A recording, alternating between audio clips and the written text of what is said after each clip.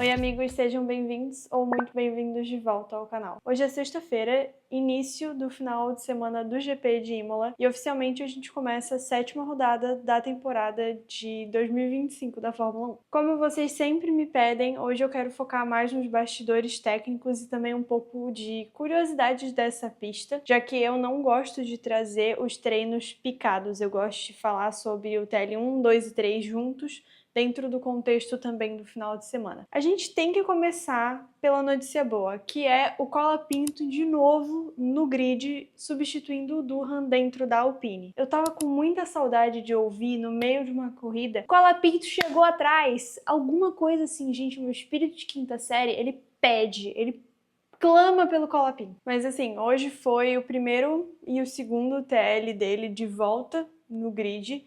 Então, assim, não dá pra julgar muito, ele tá numa fase de adaptação, principalmente porque ele veio da Williams e aí agora ele tá na Alpine, então são carros consideravelmente diferentes. Agora, falando da pista em si, o nome do autódromo é Enzo e Dino Ferrari. É uma homenagem, obviamente, ao fundador da Ferrari e também ao filho dele, o Alfredino Ferrari, que acabou falecendo em 1956, se eu não me engano, por conta de uma doença que se chama distrofia muscular. Esse circuito, ele é um clássico com 4,9 km, um circuito extremamente estreito e com pouca margem para erro. Uma característica que eu acho engraçada dessa pista, engraçada entre muitas aspas, mas é que todas as curvas, elas têm nome, não é tipo curva 1, 2, é tipo todas as curvas em si têm um nome específico para cada uma. Não me perguntem quais são. Um dia, quem sabe, eu trago para vocês. Mas a mais famosa dela é, obviamente, a curva Tamborello, onde a gente teve vários acidentes, ela é bem emblemática, inclusive o acidente fatal do Senna em 94. Em relação à corrida em si, Imola é um circuito que ele é bem estratégico. Por ser uma pista bem estreita, é difícil a questão da ultrapassagem. Então, a classificação e os pitstops são a parte mais importante dela. Normalmente, a gente tem entre uma ou duas paradas, dependendo muito do desgaste do pneu e também da estratégia da própria equipe. Então, também tem chance de safety car, só que não é aquela chance alta, absurda. É uma pista que ela é bem punitiva, não necessariamente ela chama um safety car. A gama de pneus que a Pirelli trouxe foi C4, C5 e C6, inclusive o C6 é a primeira vez que ele está sendo usado oficialmente desde os testes preliminares no ano passado que a Pirelli fez em alguns treinos. Então é a gama mais macia da mais macia que tem na vida, assim. Então, que nem eu falei, as estratégias vão variar bastante, tirando a Ferrari, que provavelmente vai ser ruim. É aquela coisa, estratégia, mas também tem a questão do clima que pode mudar do nada. E como a gente entrou agora na etapa europeia, a gente tá tendo, cara, um desfile de atualização nos carros. Das 10 equipes no grid, só a Sauber e a Williams que não trouxeram nenhuma atualização. Das outras equipes, a gente teve algumas aí bem robustas. A McLaren foi uma das que mais mexeu. Então ela trouxe atualização tanto na suspensão dianteira quanto na traseira.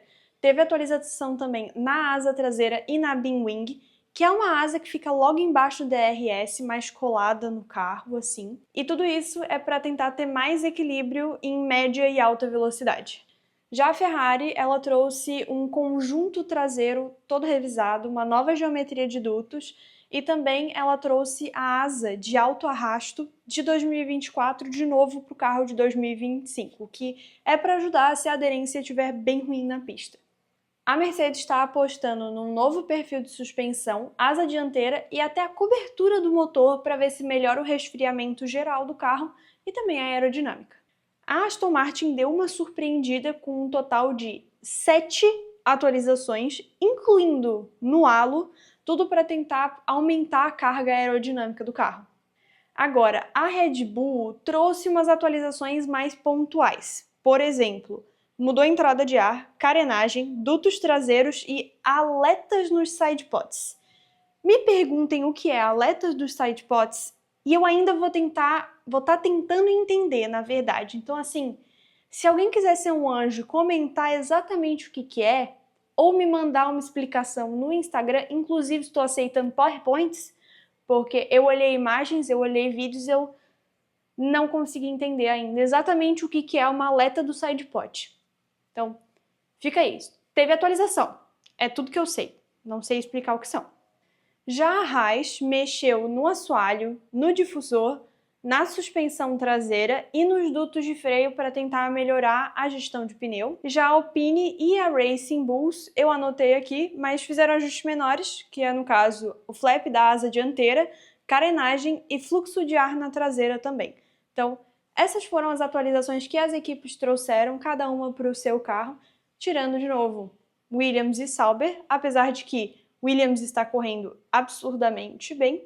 E aí o resto de curiosidades, fofocas do paddock, porque inclusive tivemos muitas nessas últimas 2 semanas, a gente conversa amanhã depois do TL3. Tô bem animada para assistir, principalmente por conta do Sainz e do Gasly em terceiro lugar nesse TL1 e TL2.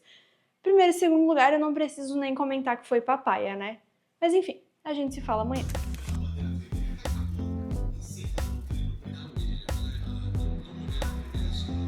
Oi, amigos. Almocei, tomei um banho, agora eu tô num sono. Assim que eu gravar esse vídeo, eu preciso absurdamente tirar um cochilo. Eu curti os treinos, não me surpreendi com a quantidade de bandeira vermelha que teve, que, como eu falei, é uma pista em que o menor erro, ele já tem aí suas dificuldades.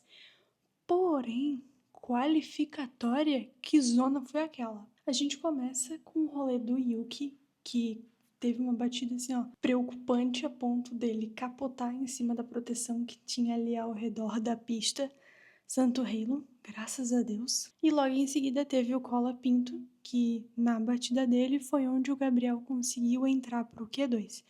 E agora, oficialmente, a gente tem um head a head aí entre Gabriel e Nico de 3-2 pro Bortolas, em qualificatórias, no caso de largar um na frente do outro. Infelizmente, não passou pro Q3, mas sabe quem mais não passou pro Q3? Nenhuma das duas Ferraris.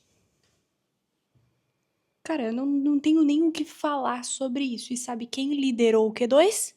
Ele mesmo, Carlos Sainz. E amanhã vai largar junto com o vovô Alonso na terceira fileira. E no fim, eu esqueci de apostar, né? Mas eu acho que em todos os 3 treinos, com dobradinha da McLaren, não dava para esperar alguma coisa diferente de Piastri na frente. E hoje, como prometido, a gente vai focar nas fofocas da Fórmula 1. Assim, foram 2 semanas aí coletando informações, então tentei fazer um apanhado geral, que nem eu fiz com as atualizações do carro, mas, enfim, vamos lá. Vamos começar pela Alpine, porque o clima lá tá mais tenso do que quando o Gasly e o Ocon corriam juntos. O Oliver Oaks deixou o cargo de chefe de equipe na Alpine, dizendo que foi uma decisão pessoal aí. Só que assim, coincidência? Não sei, mas que o timing não foi muito bom, não foi. Ele saiu no mesmo momento agora, em maio, em que o irmão dele, William, que também era diretor da Hightech GP, foi preso por envolvimento em transferência de propriedade criminosa, alguma coisa assim. Cara, loucuragem total. Assim, a equipe aceitou com efeito imediato esse pedido de demissão dele, e quem entrou no lugar dele não foi ninguém mais, ninguém menos do que Flávio Briatore, que daí no caso já entrou substituindo o Durham pelo Cola Pinto. Agora assim, um rumor, vários rumores na verdade que envolve todo o grid, é quem vai assumir a presidência da FIA. Assumir, no caso, quem vai se candidatar a assumir. A gente tem aí nomes como Suzy Wolff, que é a diretora administrativa da Fórmula 1 Academy, e também mulher do Toto Wolff. E assim, se isso acontecer, eu vou estar absurdamente feliz, porque o que eu gosto dessa mulher não está escrito. Também falaram do nome do Carlos Sainz pai, que no caso tem pelo menos 40 anos de rally nas costas. E numa entrevista, o Carlos, inclusive, apoiou muito ele, dizendo que, assim, pô, além dessa experiência no automobilismo que o pai já tem por si mesmo como piloto, ele também me acompanhou no kart, me acompanhou nas categorias de base, me acompanha hoje na Fórmula 1. Então, assim, não dá pra dizer que o cara não tem experiência. Além disso, um último nome mais famoso aí que surgiu foi o do Anthony Hamilton, que no caso é o pai do Hamilton. E assim, agora a gente tem que esperar para ver quem realmente vai se candidatar e quem no fim vai acabar assumindo. E assim, o que me deixa doida é ver como a FIA é uma instituiçãozinha decadente. Assim, agora a gente entra no mérito único e exclusivamente da minha opinião. Mas assim, não ouvir os pilotos, cobrar multa à torta e à direita, e assim, levar mais de meia hora pra decidir se o Gabriel passa pro Q2 ou não hoje, cara, pra mim, que é isso, entendeu? Então, esses 3 nomes, sei lá, pra mim eles trazem um olhar diferente, um olhar mais voltado realmente para as corridas e, tipo, menos politicagem. Não sei se eu posso dizer isso, não sei se eu tô conseguindo me expressar bem, mas, tipo assim, pô, é uma coisa que não precisa de muito pra ser decidido, entendeu? Só precisa de alguém que sente e fale, cara, sei lá, é isso aí, entendeu? As pessoas querem assistir, a gente é entretenimento, a gente é um esporte de entretenimento, então vamos, entendeu? E assim, já que a gente tá falando agora em rumores, também teve um bem pontual, só que não foi tão alimentado assim, que foi uma suposta demissão que estava vindo aí do Christian Horner. Só que assim, eu li alguma coisa sobre isso e eu já fiquei, aham, tá bom, vai me avisando. Só que assim, numa entrevista aí o Helmut Marko já falou, tipo, cara, não é isso. Mas até que gerou um burburinho grande e eu fiquei me perguntando de onde é que isso surgiu. E tipo assim, tudo que eu li na real só pareceu uma teoria de um fã meio desocupado e com, com uma imaginação bem fértil. E aí, por último, tem uma curiosidade, mas que eu tô até que curtindo bastante acompanhar, que é o Max sempre comentou que ele gostaria de participar de uma categoria de endurance e também já falou várias vezes que não planeja ficar mais 10 anos na Fórmula 1 ou tipo muito mais tempo na Fórmula 1. Acho que principalmente agora com a Lily ele tá bem nessa vibe mais família. Claro que não acho que ele vai sair agora ou enfim, mas sei lá, daqui uns 3, 4 anos Max vai estar meio tipo, galera, tô indo curtir a minha vida com as pessoas que eu amo, sabe? E aí ele foi para se divertir na pista de Nürburgring, que ele já comentou que gostaria de participar das 24 horas de Nürburgring. Ele participou de um teste oficial, só que para não chamar muita atenção pro nome dele, ele disse: "Vamos botar um nome bem alemão" e correu como Franz Hermann. Enfim, como ele mesmo diz, agora ele tá numa fase em que, assim, já que já tem vontade de participar, agora ele tá só acumulando experiência também. E nessa de se divertir e acumular experiência, ele nada mais nada menos fez do que bater o recorde da pista em uma diferença aí de 2 segundos. É o Max, né? Max and Max. Mas e aí? Animados para a corrida de amanhã? Os últimos carros estão chegando no grid e assim, gente, eu tô num sono absurdo que faz muito tempo que eu não acordo com esse sono todo. Mas enfim, vamos largar. Acabou de passar a bandeira verde lá atrás e as luzes vão se acender. Que isso? Foi briguinha da Ferrari lá atrás. Verstappen passou o Piastri. Nossa, já abre. O cara é bom. O cara é muito bom. O Antonelli passando o Hamilton de Mercedes. E aquela bobeada do Gasly top. Não que eu não goste do Gasly, eu adoro o Gasly. Hamilton eu já tenho um problema com ele porque ele substituiu o Sainz. Até aí já temos problema, mas até o momento, até que eu tô agradecendo do Sainz ter saído da Ferrari. Imagina eu ter que ver isso, a decadência da Ferrari com o Sainz lá dentro. Pelo menos o Sainz tá me dando felicidade numa Williams. Coisa que eu não achei que ia acontecer, mas está acontecendo. Temos o comeback da Williams aí. Mas, Gasly só tô feliz porque o Bortoleto passou ele mesmo. Cara, doideira, todo mundo parando. Pit stop do Piastri lentinho, mas caraca, bem cedo assim, na volta 14 de 63 estampar. Cedinho, né? Os meus olhos estão lacrimejando. Eu não sei porquê. Eu acho que é um pouco do sono. Eu acho, não sei. Tá bem incomodado. Mas Piastri já tá dando aquela galgada legal no grid, tá muito bom. Acabei de receber mensagem de uma amiga minha do nada. Amiga, pra quem você tá torcendo? E ela não acompanha a Fórmula 1, mas hoje ela tá assistindo. Só que ela gosta muito de futebol, eu também gosto. Aí ela bem assim: "Ah, me falaram que o Verstappen é tipo o Flamengo." Detalhe, ela é flamenguista. Aí ela: "Acho que eu tô torcendo pra ele." Ai, áudios que eu adoro receber, muito bom. Bandeira amarela pro Ocon. Safety car. Bem na saída do Norris do box. Ai, que pena. Tô morrendo de pena. Que bom que aqui vocês sabem que não existe aquela coisa dos comentários imparciais. Não na corrida. Pode esquecer. Agora tá todo mundo indo pro box. Verstappen mandou muito bem segurando esses pneus. Foi agora, trocou. Tá aí, ó. Tranquilíssimo. Cara, quem errou muito foi o Norris. Não tinha como saber, né? É muita sorte ou não, mas, cara, loucuragem. Volta 40 já. Até que foi uma corrida bem tranquila, a gente não teve muita ultrapassagem. Não tá tendo, no caso, né? Mas, nossa, tá muito bom. Não tá tendo muita ultrapassagem. É que é muito, tipo assim, o Piastri que foi galgando todo mundo. Até que a Ferrari, pô, 5, 7. Ok, estão melhores do que antes. Conseguiram melhorar. Alguém decidiu ligar alguma ferramenta que eu vou ficar devendo o nome. Parece ser uma serra. Mas, cara, até que eles subiram legal em relação à qualificação que... Cara, aquela qualificatória pra Ferrari foi muito triste. Mas ainda assim, uma corrida tranquila, mas o Piastri tá a 13 segundos do Norris, que tá a 18 segundos do Verstappen.